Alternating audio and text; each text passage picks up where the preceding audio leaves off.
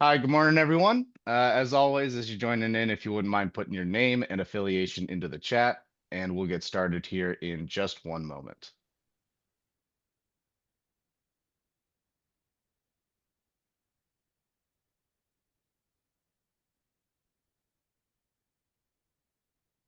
Good to see some folks on here. Hey, Stuart, how you doing? Okay, how you doing, man? It's been a little Uh, bit. it has. It has. Good to see you.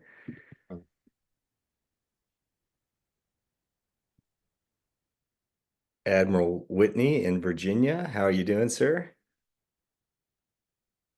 Doing good, Matt. Good to see you. Good. Yeah, you too. You too. Thanks for being on. Great. Hey, Matt, we were Michelle, not gonna. yeah, go ahead. Oh yeah, we're not gonna have Michelle today. You're Right, just. right, right. Yeah. Yeah. Yeah, Michelle Burris, who is at the Century Foundation, oftentimes most Mondays kicks off the call, but she's in a conference, and so we're just gonna run it from here. Good morning, everyone. I'm Matt Bogosian, Executive Director of AMCC. September 16th, and this is our 30-minute check-in, very informal check-in. We have every non-holiday Monday, and part of the thing, and we talk about it, on every Monday about framing and reframing this three lens kind of view of the world about how we're strengthening our regions in manufacturing. David, could you pull up that three lens chart just as a reminder to everyone? We're the nation's manufacturing community of practice. This three lens frame is really, developed with the teamwork of all of you. And if you guys have something to add to it or critique it or whatever, bring it on. But we have a lot of stakeholders. It's a complex system, and we found over several years that it's been a useful framing device for everyone in the manufacturing ecosystem of support. That is, is it every single thing that gets manufactured? No. Well, it's prioritizing around key manufacturing industries tethered to the supply chain reports that the White House put out in 2021. That's a very helpful frame in terms of, which particular. Now, each of those are big, they're overlapping, they're humongous, but that's a starting point for that. The second lens is looking through, and this goes back to the IMCP program and the 10 years of work, is identifying the big six, what we call the big six components for a rising, thriving manufacturing ecosystem. All of those have to be operating sufficiently for the region to thrive with the manufacturing sector. And then the third lens is, of course, what are we shooting for? We're shooting for sustainable development, which means economic competitiveness and good jobs, but also DEIA, environmental sustainability, and national security. We've talked about the CHIPS and Science Act and how the new TIPS directorate, has really identified pretty much just those same elements of sustainable development as being the big challenges that we all have to figure out how to work together better to attack and have our interventions. David and I are starting to call it the weave. What's the weave of interventions that together can produce the kind of sustainable development that we need going forward? And it's a fast-moving world, right? And manufacturing is kind of the critical, cornerstone, we'd argue, of the economy. So, part of our gig here is to frame, reframe with your help, continue to improve that framing, and then go from the 10,000 foot, which that framing is, but then get into each of the silos that make sense so that people can share best practices, kind of move back and forth from the big picture then to the specific siloed illustrations of that across industries. We're trying to take that approach to this California summit that we're going to be honchoing a breakout for California regional stakeholders, something we can talk about at the Manufacturing Momentum Summit in December too. So, it's like building our muscles to set that frame and then driving into the details, back and forth. And I think that's going to be the thing, over time, that we need to perfect going forward. So, And you know, I don't know if you saw in the Politico article this morning. Check it out, David. Can you drop it into the chat so people can see this Politico article? You know, one of the federal interventions is, as you guys know, is the Tech Hub program, is modeled after IMCP and all of this, right? And so very cool in the CHIPS and Science Act, but as the article describes, and it's great, some of our BFFs are quoted in there. Mark Murrow, of course, and Shaylin from New America Foundation. So it's great. And Shaylin's actually going to be on this Monday call. When is it, David? It should be the first or second week of October. Gotcha. Just talking about, you know, it's important that we have these kind of federal investment in these bottom up interventions, and the CHIPS and Science Act only partially funded the Tech Hub program. And so, but that's just one programmatic, you know, funding stream, right? We've got them from the Department of Defense. We've got them from, you know, a whole slew of federal agencies. And so that's our kind of bailiwick, right? How does that all go together? Your voices are super important to kind of and our added value, we hope, is to help you all frame kind of what all of this you know, means for your region or for your silo, whether it be a subject matter silo or a regional geographic silo. And basically, as you'll see in that article, is just kind of laying out, you know, the challenge as it applies to one particular federal program. But we need to be also talking about other federal interventions, and that's going to be one of the talking points at the Manufacturing Momentum Summit in December. So this call is our weekly check-in, like with the weekly AMCC update newsletter. If that newsletter is not going out to your network, please get it out to your network. It's free. It's like it's a no-brainer. A lot of work goes into it. We get a lot of feedback from you all to infuse it with the best data and the best practices that are out there. So please keep it coming, and we'll try to be as responsive to your good suggestions in there. So we check in here. Sometimes we have presentations on this call. Other times, like here, this call is just going to be a round robin, which is my favorite ones, because then I get to call out people and say, hey, what's going on? And one of the things that we gotten feedback over time is to take a minute at the beginning and really encourage you to put your name, affiliation in chat, and other best practices that you're seeing in your geography or in your subject matter expertise, thinking about the three lens thing, right? What is happening in your bailiwick that can really add value to other regional stakeholders in your region, but also to other regions around the country. So let me stop here and ask people to, you know, introduce themselves. I see some folks that I haven't seen on here before. I'm not sure. Glenn, good to see you on camera. You want to say hello, where you are for a minute, and how you see yourself in the ecosystem of support. Yeah. Okay, good morning. Glenn Tobiasen from the company InnoAcon. Very quickly, I'm representing a company out of Naples, Florida. And if you can pull up that the three lenses, that's the first time I've seen it, but I can see an incredible fit in there with what we do, offering. Can you pull that up again really quickly? Is that possible? Yeah, there you go. That's great. On the right side, towards sustainable development, economic competitiveness, social equity and inclusion, environmental sustainability, and national security.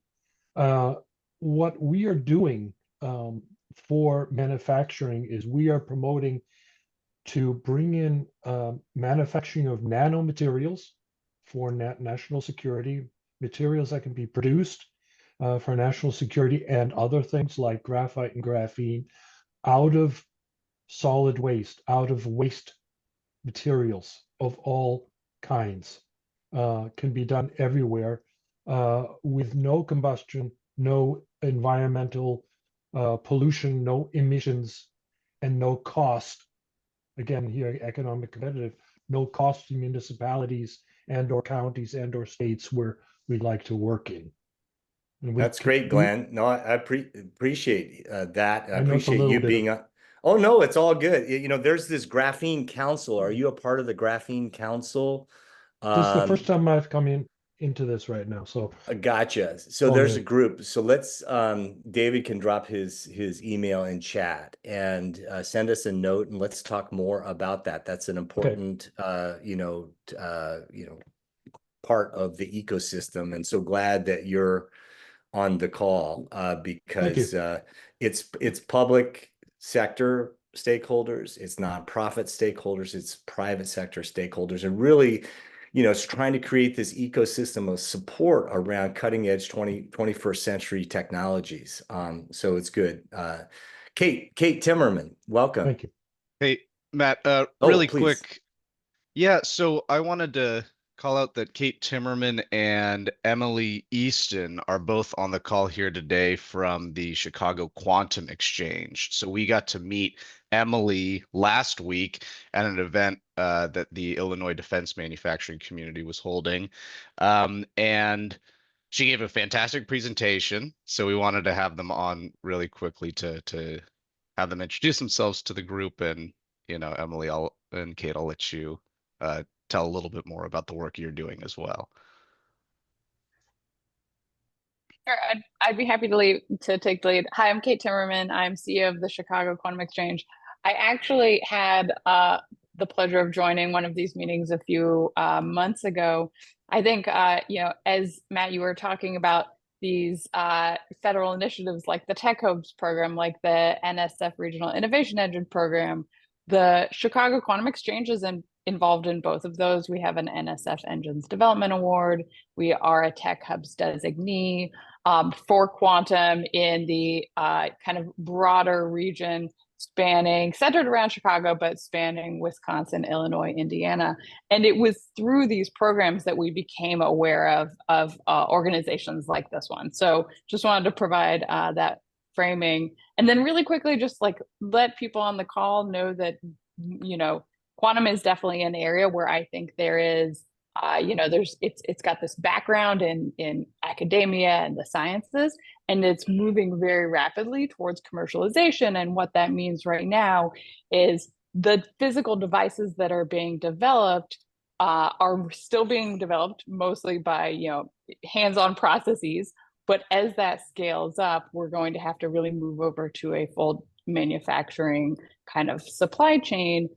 And making sure that we are leveraging the incredible strength of existing manufacturers across the U.S. is incredibly important. So that's part of what we want to do is, do a nice, a bit of a pitch about what we are and stuff like that. So I'm just going to drill down quickly into what the CQE is, and then hand it over to Emily. So I'm Kate Timmerman, CEO of the Chicago Quantum Exchange.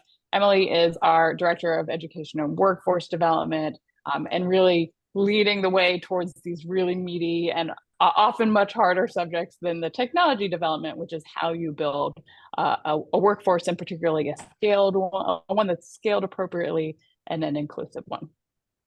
So, I think really quickly, what is the Chicago Quantum Exchange? We started back in 2017, really as a consortium at that point, mostly of universities and Department of Energy national labs here in the greater Chicagoland area.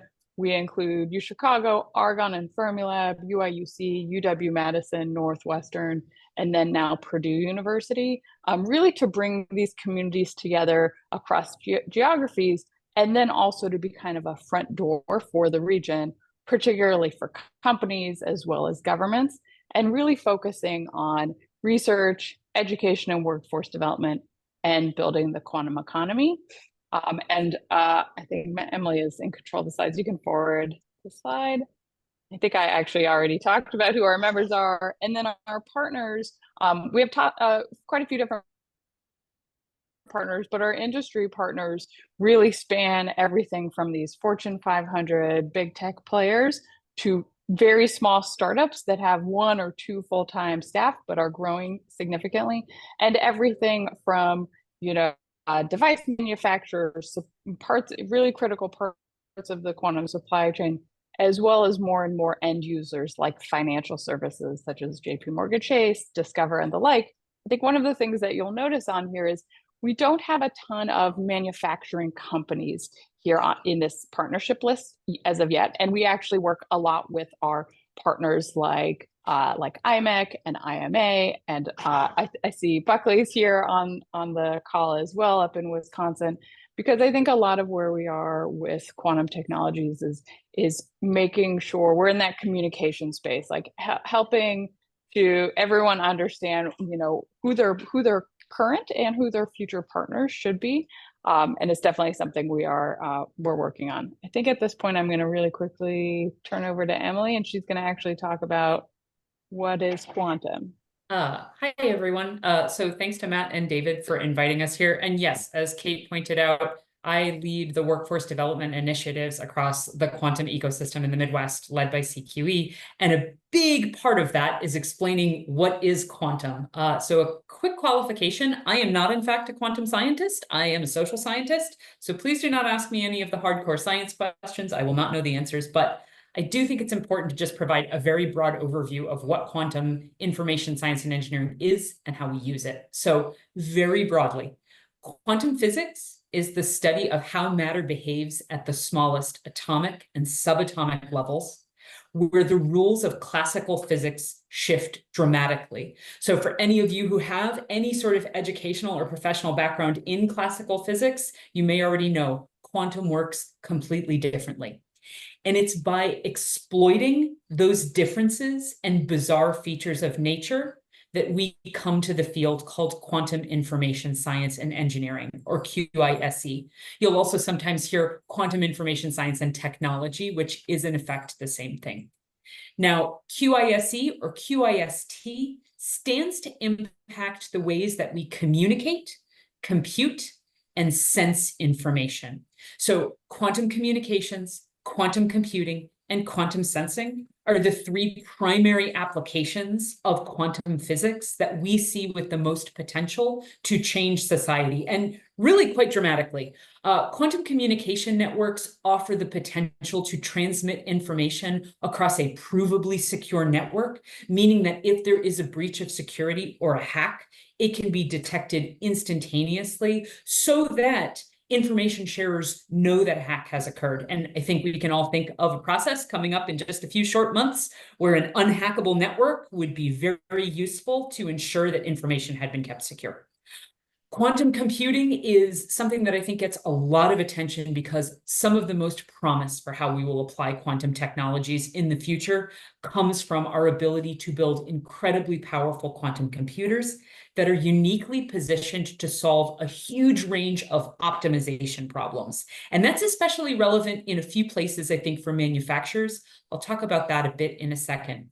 But I also want to highlight that quantum sensing is the third application, is an application I don't think gets as much attention, but is incredibly important because quantum sensing technologies have and are currently being used in a range of very important ways.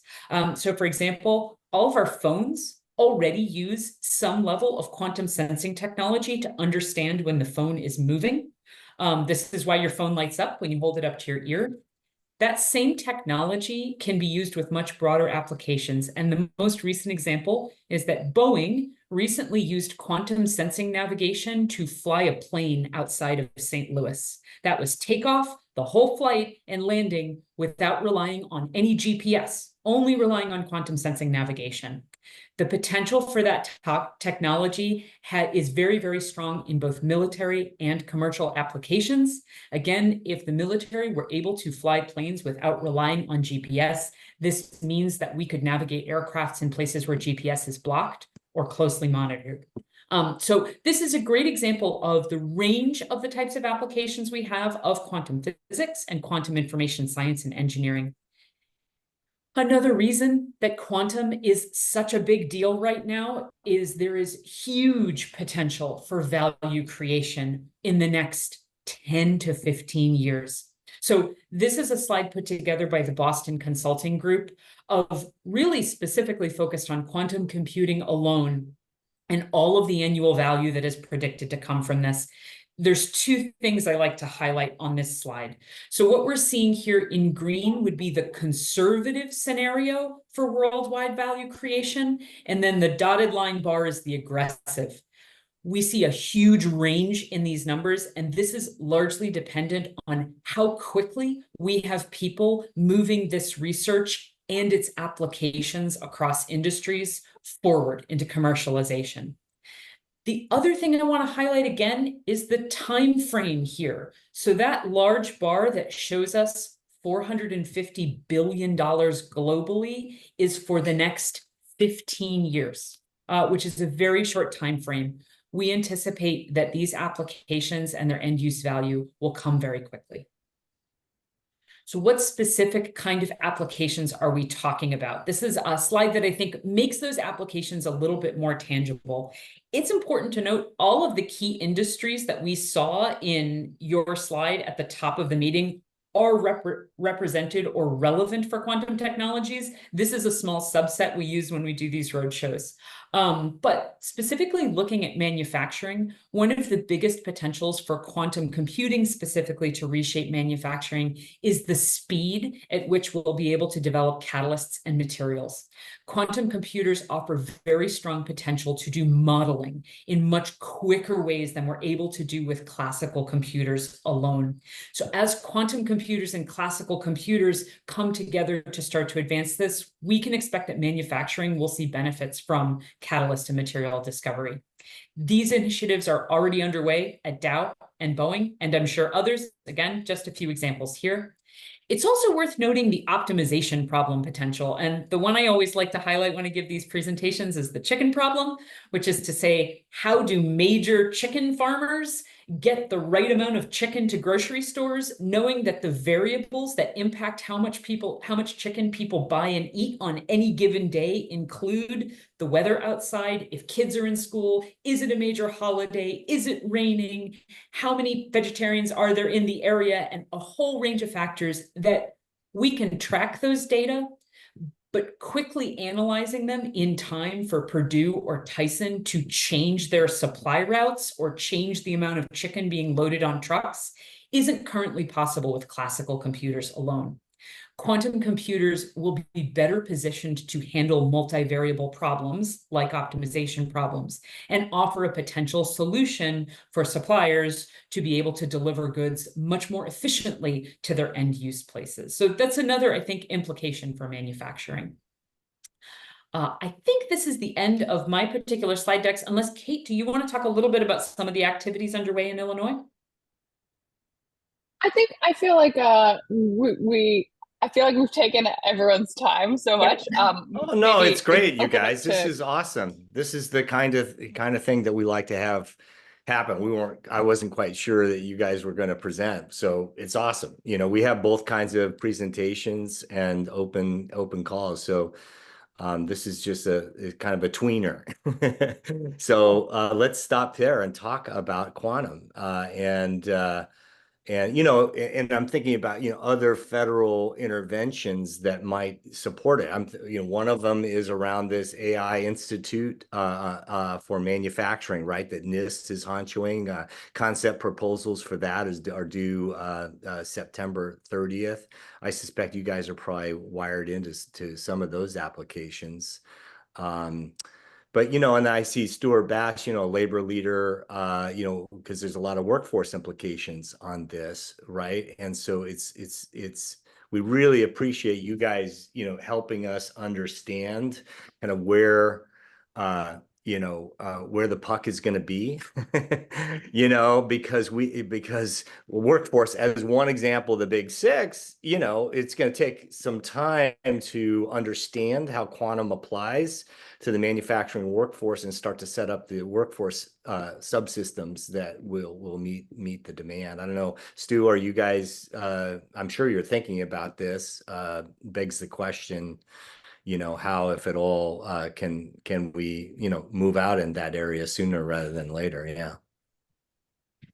Well, the AFL-CIO Working for America Institute also partners with the Tech Institute, where they are trying to, you know, work on job quality and workers' rights and workers' voice in the emerging industries. We're doing a lot of work with lithium batteries right now, developing training guidelines that have already been approved by the Department of Labor for entry-level positions like machine operator.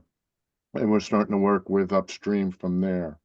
So the main, I think, message I would like to leave here is about job quality and workers' voice in all these emerging industries, because those folks that actually do the work have value in how we develop the manufacturing processes and define those jobs, which we may still be defining.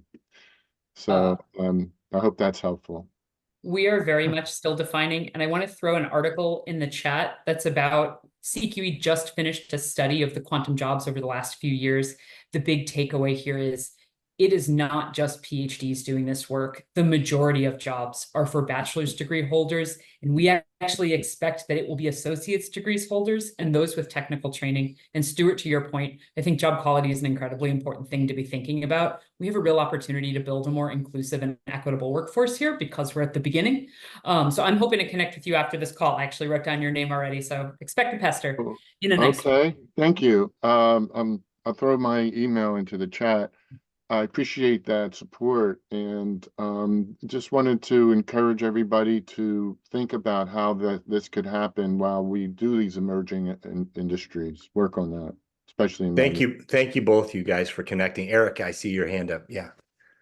Yeah, I was just curious about a little more information from Kate and Emily about the supply chain that they imagine is going to be needed for this. What kinds of components are we thinking about when we talk about that supply chain?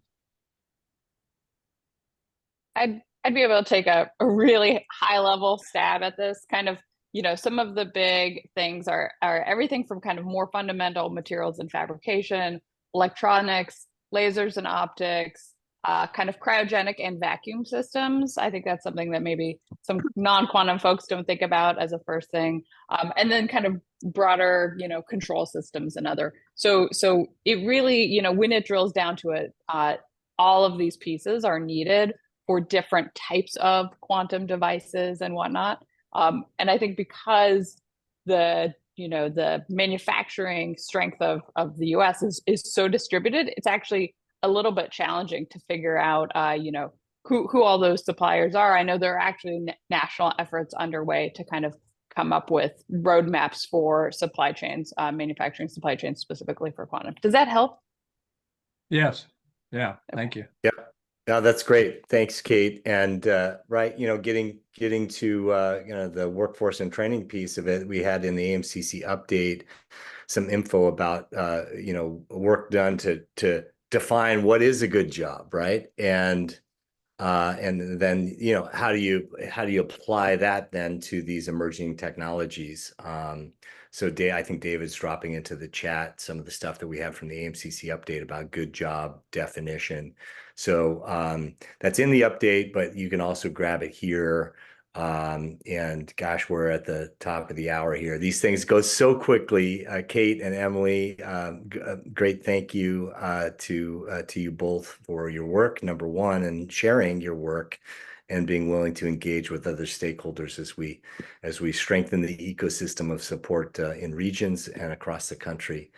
That is it for today. Please continue on in connecting to people that you've met on this call or through the AMCC update.